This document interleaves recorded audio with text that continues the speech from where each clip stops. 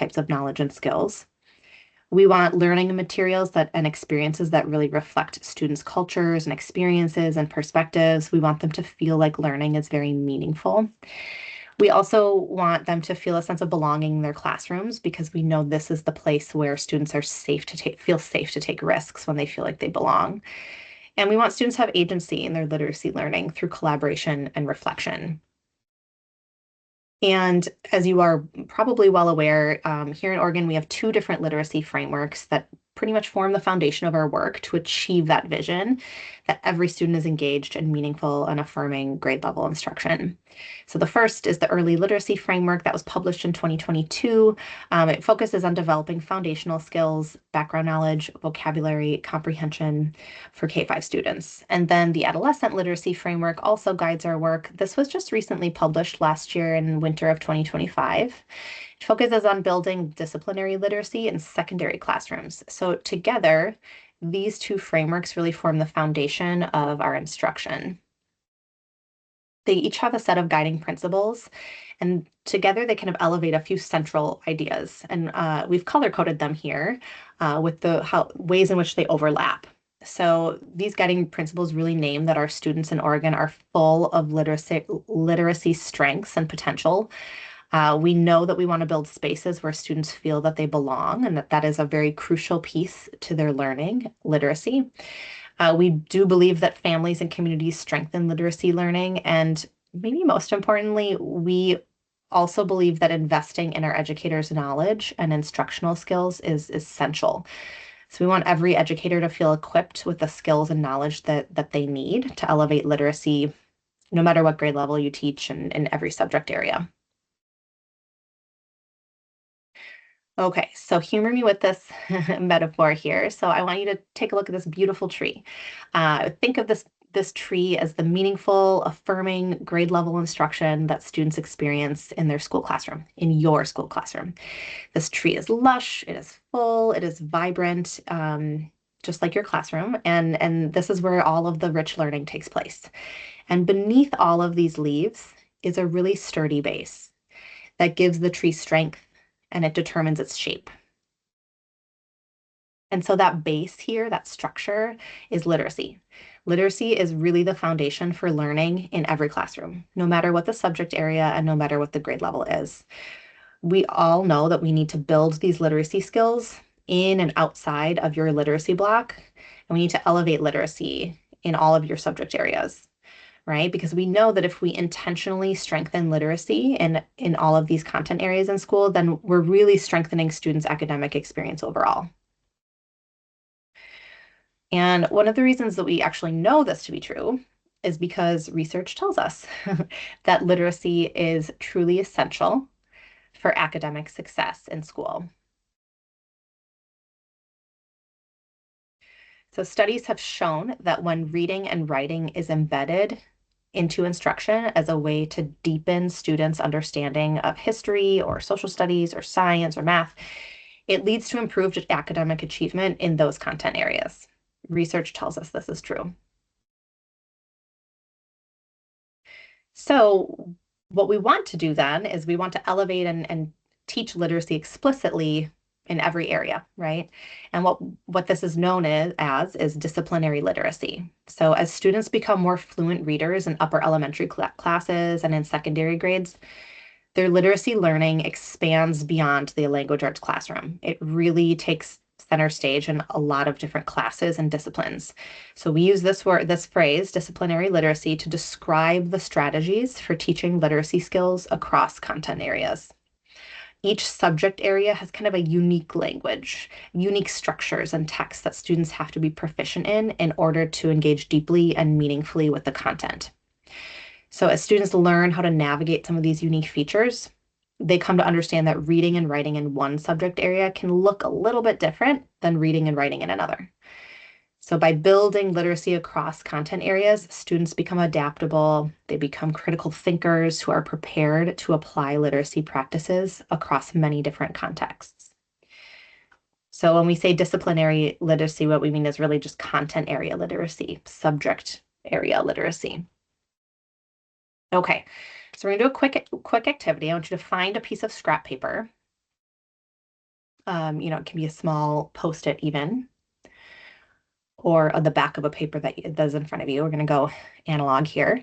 So on that piece of scratch paper, just do a quick sketch of a 3-column chart and then label each column with the following. So we want one column to say looks like, another column to say sounds like, and then the third column should say feels like. And then I'm going to give you just like 2 minutes doing a quick sketch and a quick write. What does disciplinary literacy look like? What does it sound like? And what does it feel like in a classroom? And you can use words or pictures. So I'm going to give you like 1 minute to do some sketching. Go ahead.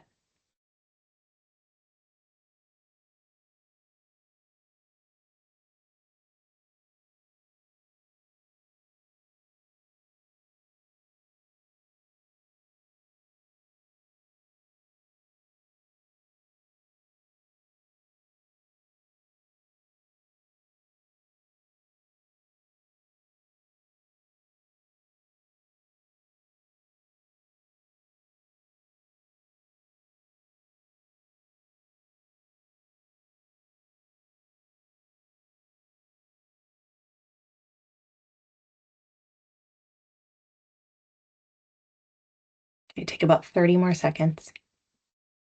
Try to come up with 1 or 2 more ideas.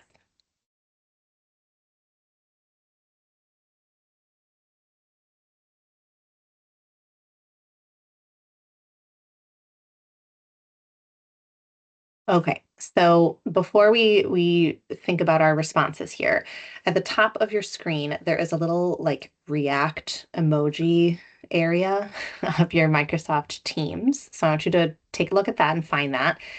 And you can pick an emoji, and when you click on it, you're going to be like sending a reaction, but I don't want you to send anything yet.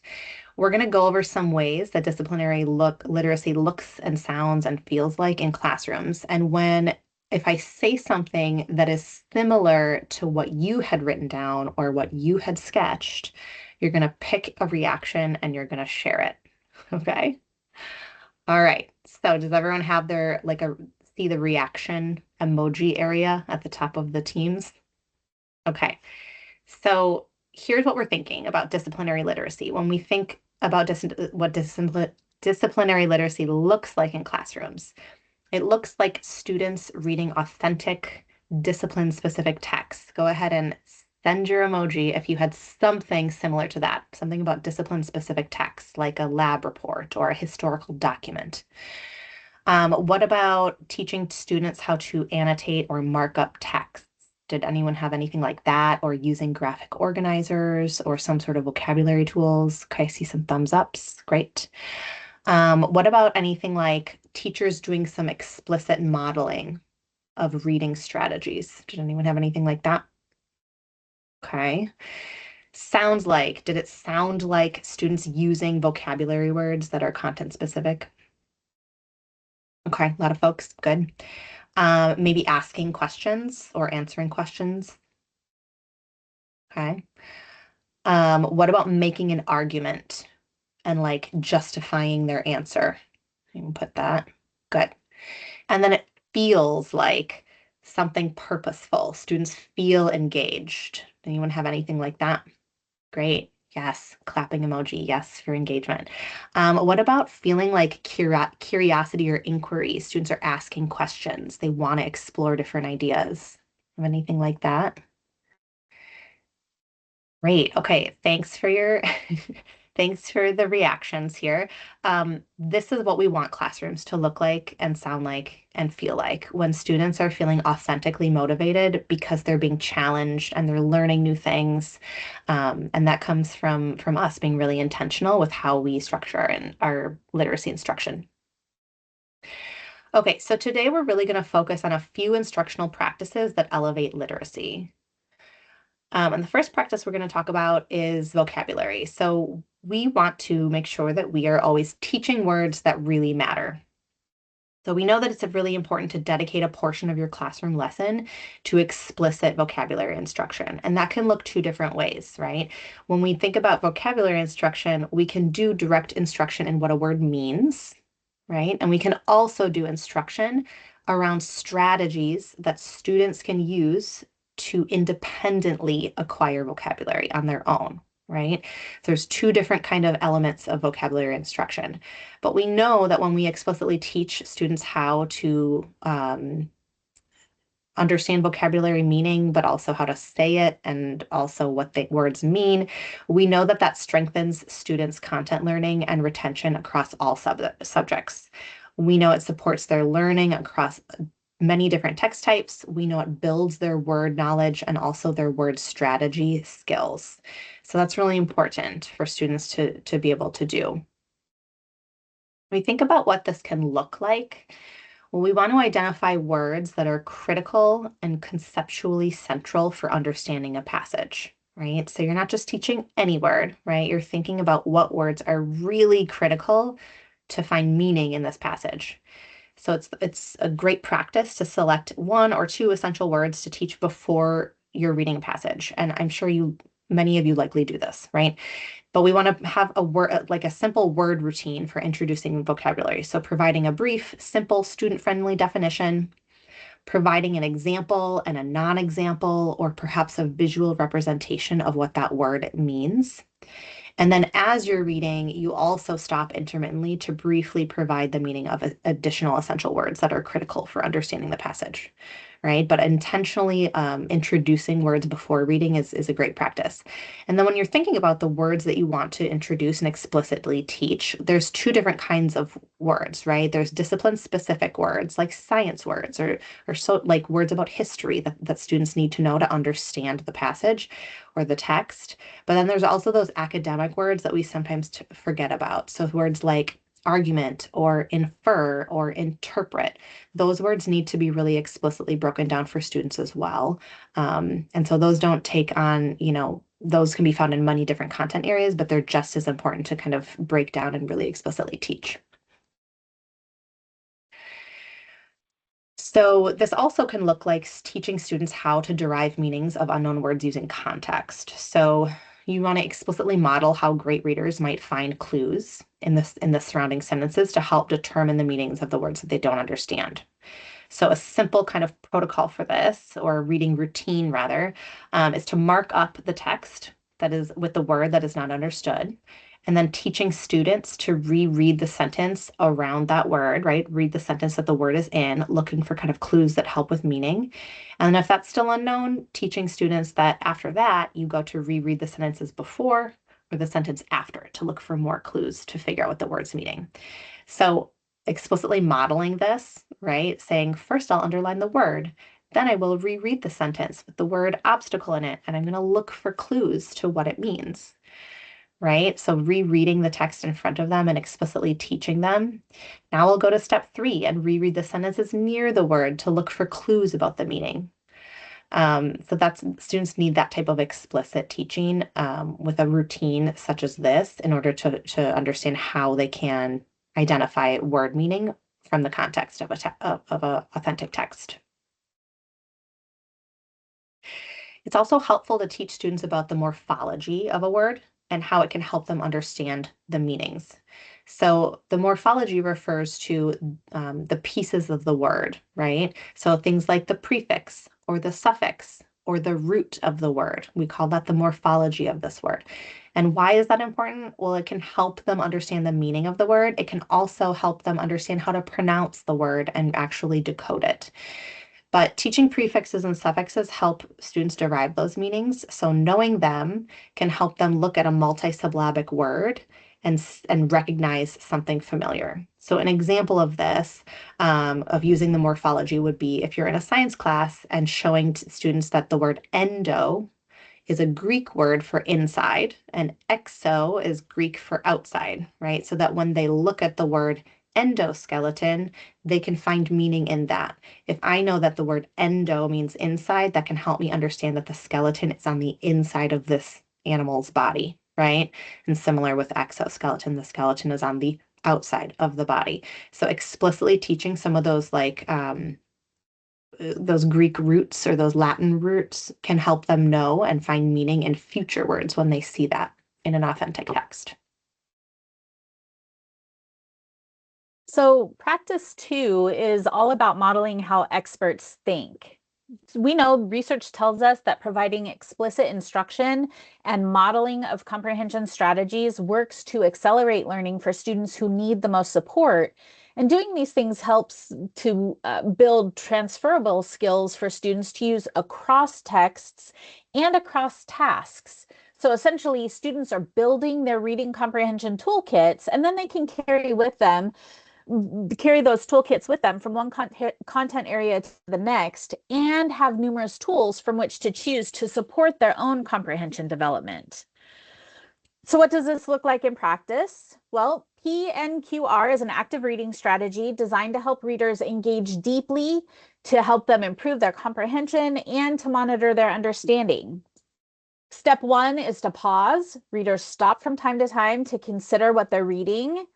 Step 2 is to notice. Readers identify key information, interesting points to analyze. Maybe they make connections to things that they already know, or they note when they're confused. And then they use a fix-up strategy when needed.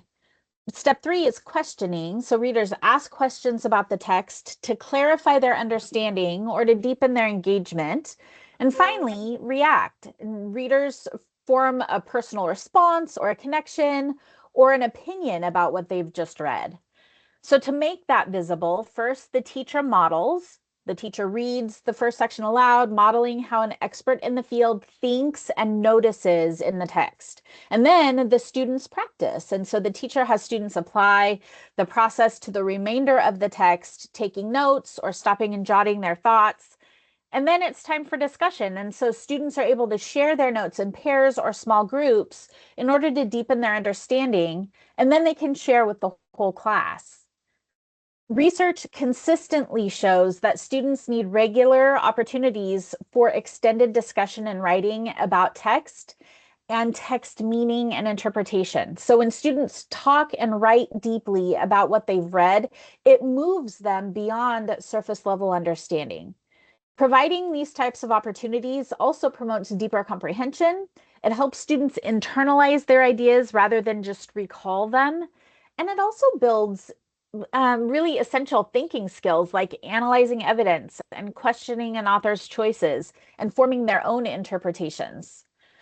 Also, when students engage in discourse, they're exposed to multiple perspectives. So they hear how their peers make meaning from the same text, which helps to broaden their understanding and it helps to strengthen their own reasoning also.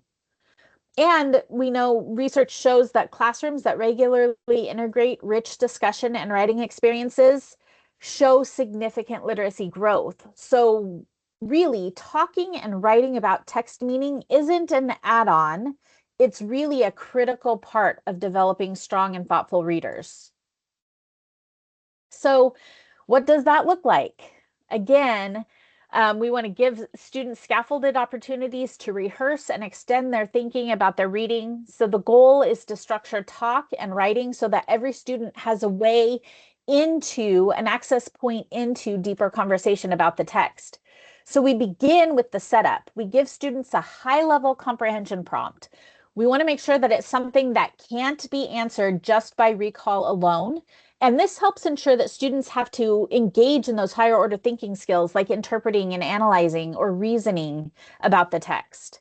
And then the next step is to think and jot. So if I'm the teacher, I might say, write one idea or one piece of evidence that you plan to share, just a few words. And students jot down a short phrase, maybe 5 to 10 words, so that they have an anchor point for their thinking, and that helps prevent them from going in cold, right? It gives them a little bit of a rehearsal.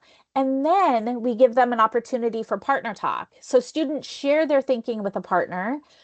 I can provide sentence stems so that encourages text-based reasoning and to help students make sure that each partner is grounding their points in evidence. And then we can probe. So I might ask, what's another idea or what's a piece of evidence that reinforces your thinking? And this helps push students to go deeper and to strengthen their reasoning. The next step is turn your partner's idea into a paragraph. So I could ask the student to turn their own idea into a paragraph, but if I ask them to turn their partner's idea into a paragraph, they have to write a paragraph that explains or extends their partner's point and then add insight of their own. Again, I can provide sentence stems to support students who maybe need more structure. And then finally, we share. So instead of sharing their own thinking, students can share something that they heard from their partner. This encourages active listening in this process, and it also lowers the pressure for students who may be nervous about sharing their own original ideas. And together, these routines provide meaningful, scaffolded practice that helps students rehearse, helps them extend their thinking, and ultimately internalize deeper ways of thinking about and engaging with texts. So for this next activity, you're going to choose one of the scenarios on slides 19 through 27, I believe. We'll take 5 minutes for you to read your selected scenario independently. And as you read, please reflect on 3 guiding questions to help frame your discussion. So the questions are here on the slide. How do teachers in the scenario ensure that students read, write, speak, and think as experts in the discipline? Um, Pay attention to the instructional moves and routines and expectations that position students as disciplinary thinkers, not just as students completing tasks, right? Completion is one thing, but we really want them to engage and behave as disciplinary thinkers. And then consider what types of scaffolds we might use to help all students across the literacy demands of the discipline. We want them to be able to access those demands. So look for opportunities for modeling, for sentence stems, text supports that you might need to provide text, not tech, text supports, guided routines, or any other structures that you can ensure that every learner can participate meaningfully. And then finally, reflect on what ideas the scenario that you choose gives for strengthening disciplinary literacy in your own classroom. So think about practices that you might adapt or adopt, routines that you might try, shifts that you could make to help students engage more deeply. And then once you've reflected, you'll head into breakout rooms to share your insights with your group. So be ready to talk about what you noticed and what you might bring back to your own instruction. So right now we're going to take 5 minutes for you to independently review the scenarios. You should have access to the slide deck um, where you will be able to tune in again, starting on slide 19. Actually, I'm sorry, that's not accurate. It will be slide 24 is where the scenario starts. Um, and then after 5 minutes, I'll call everyone back and we'll move into breakout rooms after that.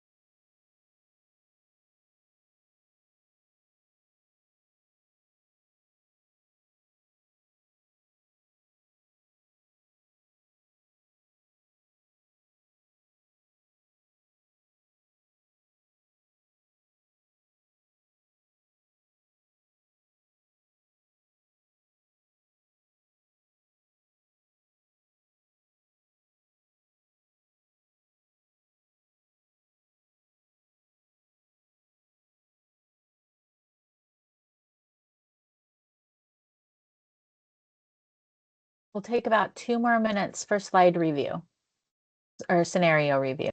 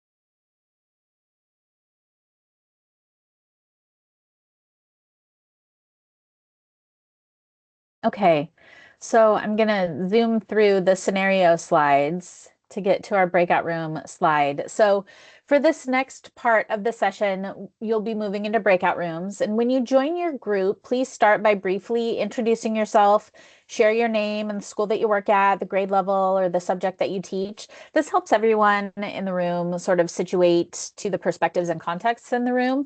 And then after introductions, each person will share their response to one of the prompts on the screen. The screen share, I think, goes away when you go into your breakout room, but you have these questions and in your participant slide deck. So um, you can choose which of the questions that you want to discuss. We'll spend about 10 minutes in breakout rooms. And again, please begin with introductions if you don't all know each other already. At the end, we'll bring you back together and ask for some folks to share out. So be thinking about what you heard in the breakout room that you could share in the whole group when we get back.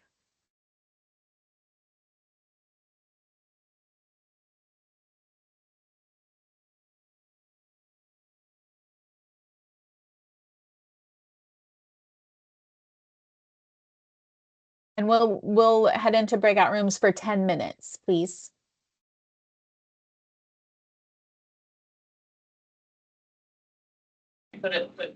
Oh, it's.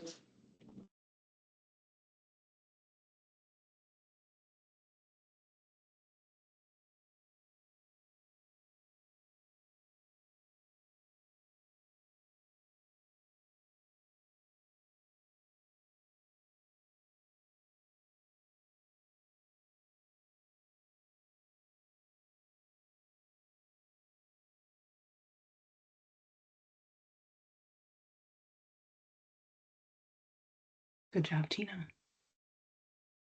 Thank you. You too. I still don't know what the lady in the chat means. Meaning like Wendy and Danny have to go I for the think next so. 30 minutes. It's very confusing wording to me. It was like what, like the whole, like our room right now? Everyone's leaving?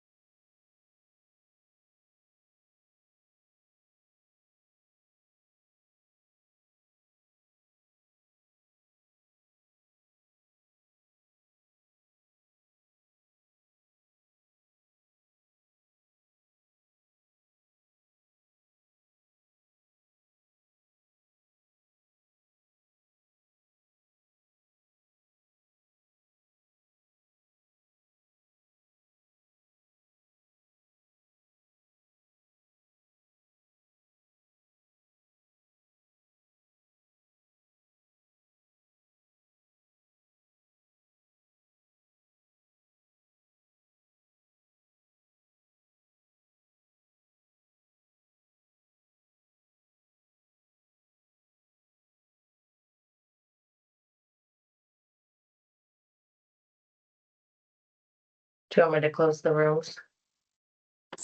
Yes, please. Thank you.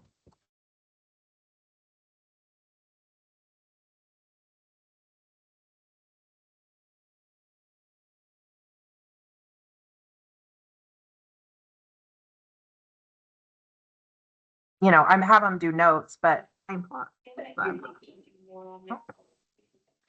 Welcome back. Thank you for moving into breakouts and having, I hope, some rich conversations. We want to take just a minute and invite you to share some of your conversations if you'd like. Just sort of highlights, and you're welcome to either share in the chat or to come off mute. But if you are not speaking, please do mute your microphone.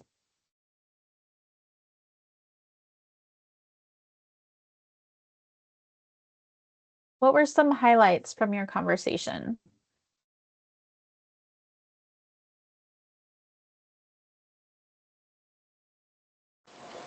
I was talking with another person in the group before that we had, and we were kind of just talking about our own experiences. We talked about our scenarios that we read, but we also discussed how sometimes we feel lacking in trying to get all of our curriculum done, like in a lesson throughout the day, that we struggle to push the, literacy component as far as our students being experts at it.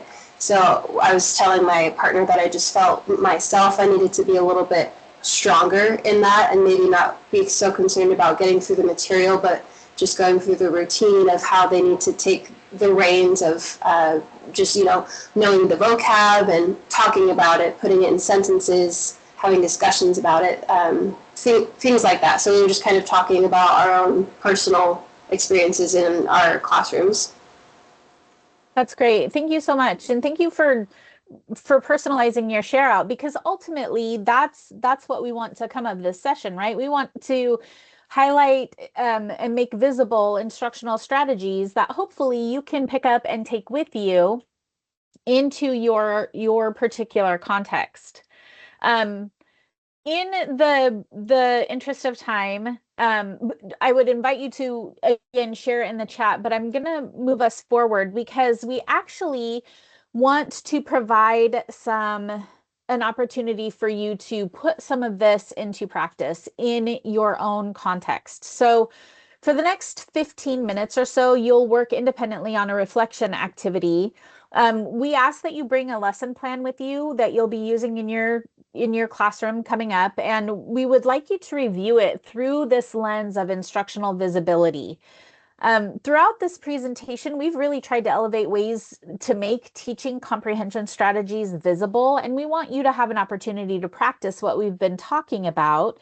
So I'll share the directions on this slide and the next slide, and then we'll give you about 15 minutes to do your lesson plan review. And if you don't get through it all today, that's okay. It at least gives you a start, like being really intentional and approaching designing your lesson this way. We know that many of your districts have adopted high quality instructional materials, which will include many of these practices, but we can still tailor them to our specific students and to our specific students' needs. And that's really the purpose. That's really where making your instructional moves visible, that's really where you're going to get the most bang for your buck. So for this activity, we want you to code your lesson for visibility. So as you read through your plan, annotate it using the symbols on the slide.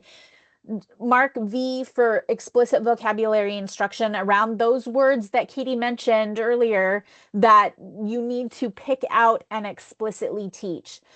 Mark your plan with a TA for moments where you are planning a think aloud that you can model for your students. An ST for places where you might model a particular strategy. And then a GP for guided practice opportunities. And then the next step is to really dig in and do some scripting. So start by going back to those vocabulary words that you coded, and then choose 3 to 5 really priority words and choose a mix of the tier 2 academic vocabulary and the key content specific terms. Then actually script it out. Describe how you will introduce it, whether through a context clue from the text or a morphology breakdown of the word, or through clear examples and non-examples. And then script a student-friendly definition and think about an image or a quick visual that you can add that you can share with students. Add those examples or non-examples that you plan to share so that students really can start to build a deeper, more flexible understanding of the term. And then return to the sections of the text that you previously highlighted and in order to plan your specific think aloud and determine the specific comprehension strategy that students will need for that selection of the text. Maybe it's making an inference or monitoring for meaning or determining importance, and then script out exactly what you would say as you would model your thinking. So your script should follow a clear pattern where you name the strategy. I'm making an inference, and then you point to the evidence. Because the text says this, and then you state the conclusion. So I think this. This structure really not only makes your thinking visible, but it also gives students a model that they can emulate when it's their turn to practice. And that's why making these moves visible is so important. So we want to give you 15 minutes now to really dig into your lesson plan and do some coding and make those moves visible so that you can then take that to your students.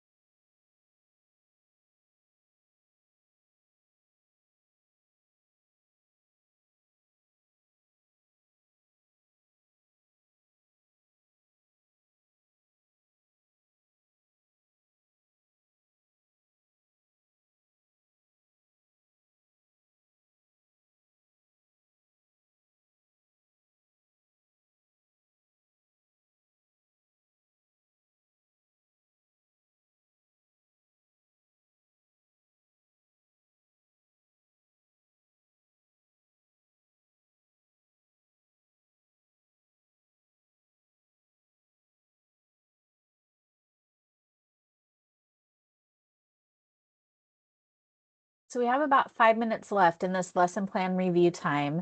We will ask you to share out. So please use these next 5 minutes with that in mind, and decide what you would like to share out, that you noticed, or a strategy that you would like to try, something that you've improved in your plan.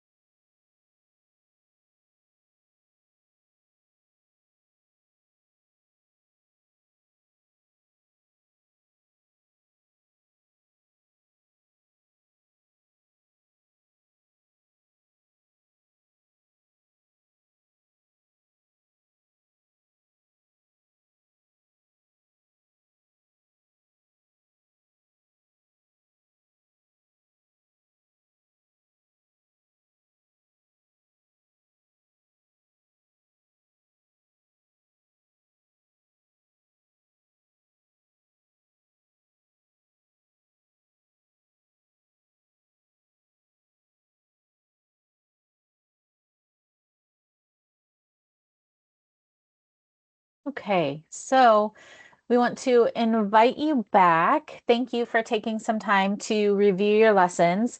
We really would like to hear from you, and hear either what is one literacy practice that we discussed today that you found in your lesson plan, or what's one way that you made literacy instruction stronger in your lesson plan.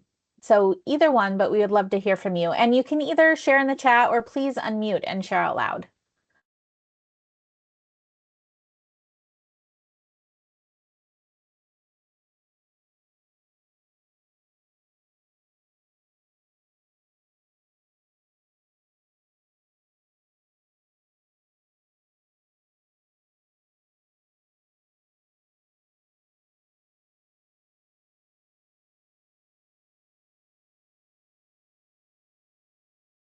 I don't usually share, but I feel bad because no one's sharing. Thank you. Sorry about I can't figure out how to get my camera on. It just makes me more cognizant of, it's just like I feel that I get into maybe a little bit of a hurry. You're trying so hard to cover a certain amount of content in a certain period of time. And I teach science, by the way. And it makes me remember that I need to step back and just take the time to make that more clear, make the vocabulary more clear. I know that I'm giving them times where they're expected to write and share with each other. What I need to work on more is I need to make the vocabulary more like stand out more intentional. Thank you so much, Allison. And I see Clarissa shared in the chat about modeling precise vocabulary with students and having them talk to each other in small groups. JC shared a stronger focus on vocabulary in science using morphology and examples also. Thank you. And if you, another Kirsten,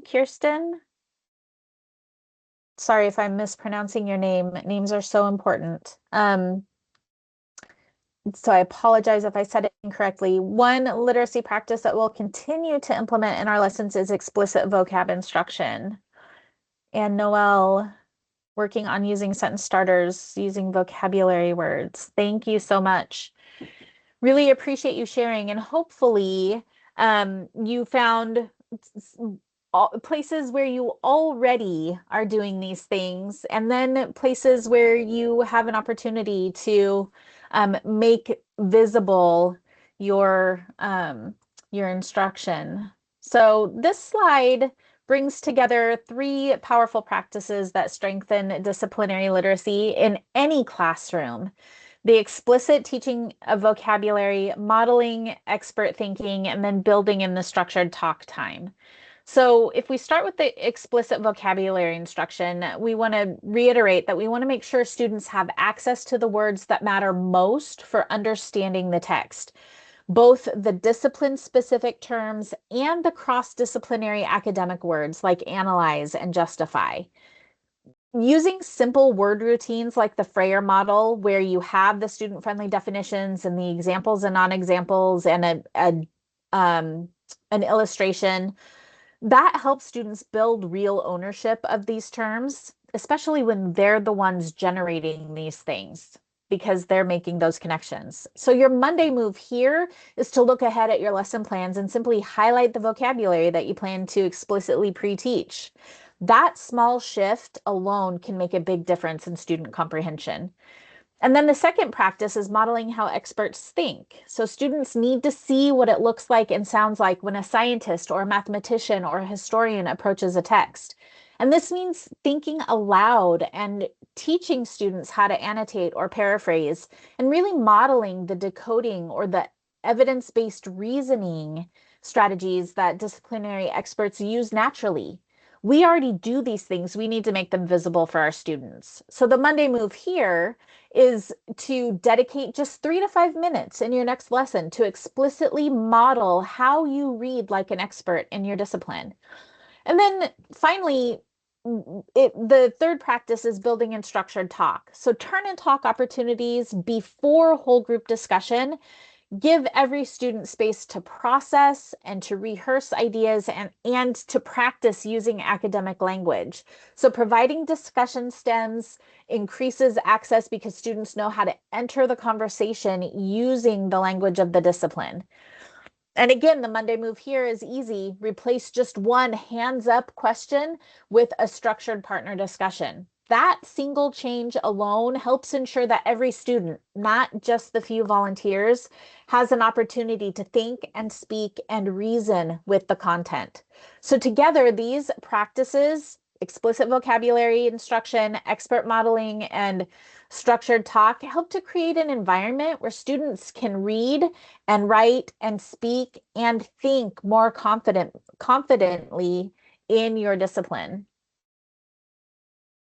Which of these moves resonates with you the most? Please share it in the chat. We have included some handy resources that can support your teaching of reading comprehension. The second link, the Reading Comprehension Vocabulary and Background Knowledge Collaborative Learning Guide, is one of the resources associated with the Early Literacy Framework. There are a whole suite of resources there, so if you have not ever checked that out, I would highly encourage you to do so.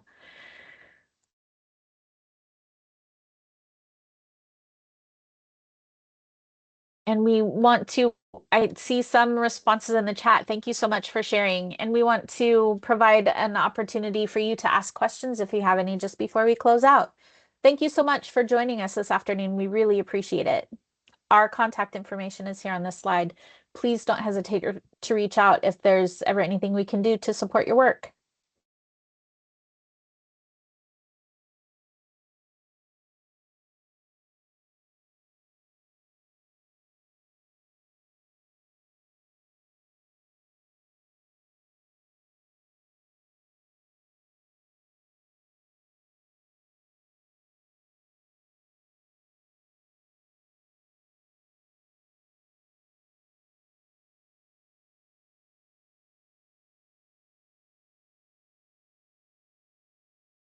Thanks, everybody. Have a great day.